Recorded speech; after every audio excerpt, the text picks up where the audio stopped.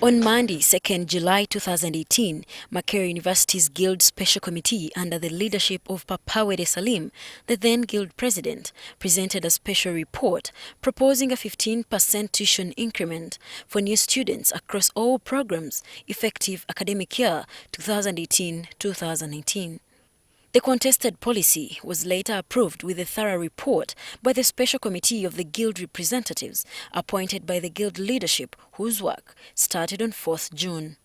The appointed Students' Guild Committee presented recommendations to Council on 6th July 2018, and some of which were, and I quote, "Instead of increasing fees by the tune of 49% and 91%, as it were in the earlier management proposal, there should be a uniform and moderate 15% increase in tuition fees across all programs, effective 2018-2019 for the next 5 years. This, however, means that a student who joins the university at a given fee structure that has 15% factored in shall continue to pay similar fees until he or she completes the course duration. The increment of 15% should only apply to first-year students effective 2018-2019 going forward, and not continuing students."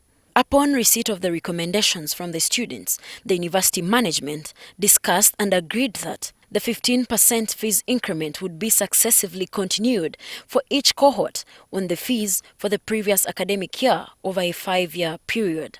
That every cohort of students continues with the fee structure upon which they are admitted on until they complete their programs. There should be no fees increment on continuing students, and that students be sensitized on the new fees structure.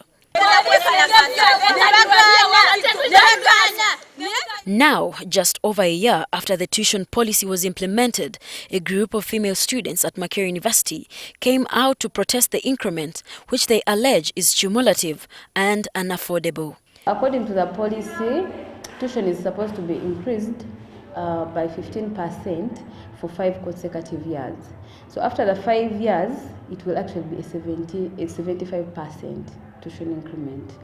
And now, at psychology, where I study from, students who are paying 1.2 in our time.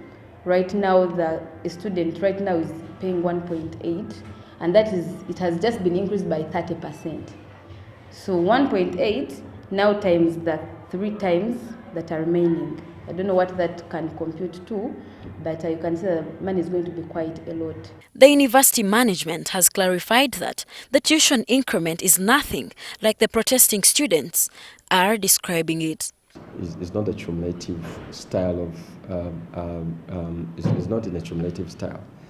In other words, if a student pays 1.77, that is to say the tuition fee for a medic student, if at the point of entry he's supposed to pay 1.77, then it's only 15% of that figure which is going to be paid, and it holds. It is a one-off in the year that a student begins university education.